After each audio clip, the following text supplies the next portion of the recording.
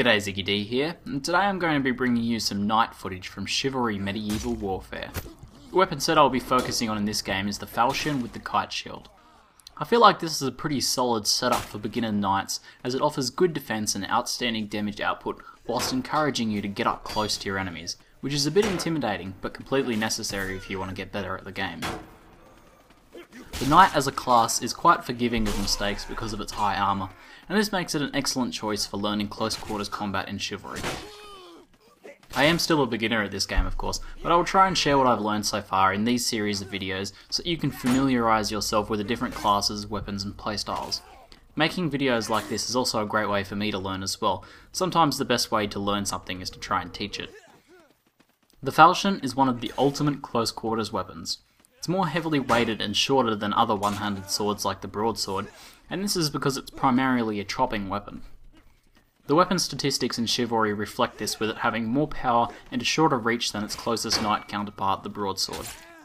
Because of its reduced length, it's actually quite a bit quicker to swing than the broadsword, which is great when you're in close to an enemy.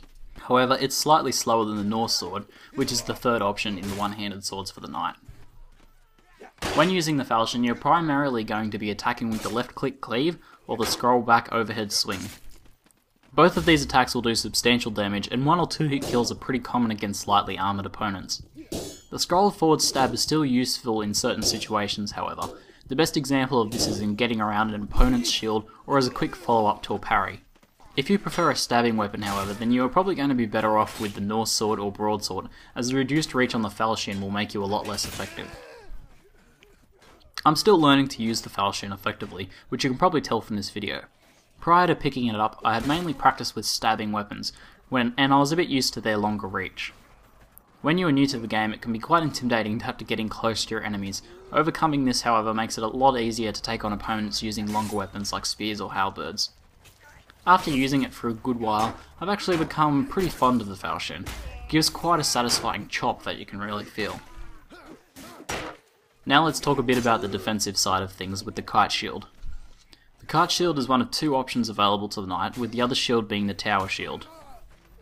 The Kite shield is a large upside down teardrop shape. The idea behind this shape historically was that it would guard a full flank when riding on horseback, or the foreleg when in melee combat. In Chivalry, the Kite shield is the more mobile and reactive of the protective options available to the knight. As a trade-off, it affords a bit less protection. The Kite shield also allows for much more visibility while blocking, which can be helpful for keeping track of 1 or more opponents. For this reason, I feel like it's the superior option for free-for-all game types. The Kite shield is pretty quick to block, though not as quick as a parrying with a weapon is.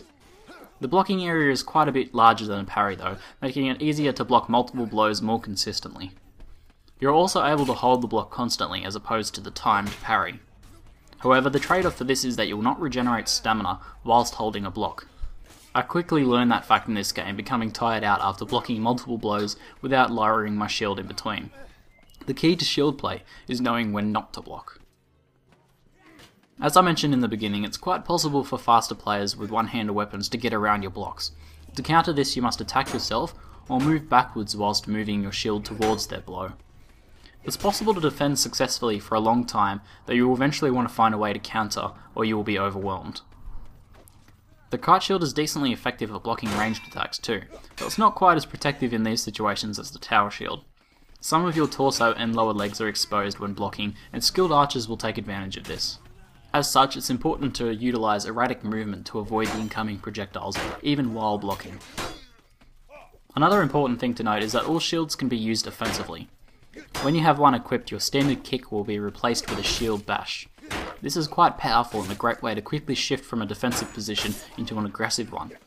Like other actions, the shield bash will tire you out though, so make sure to keep an eye on your stamina if you plan on following up with an attack after a shield bash.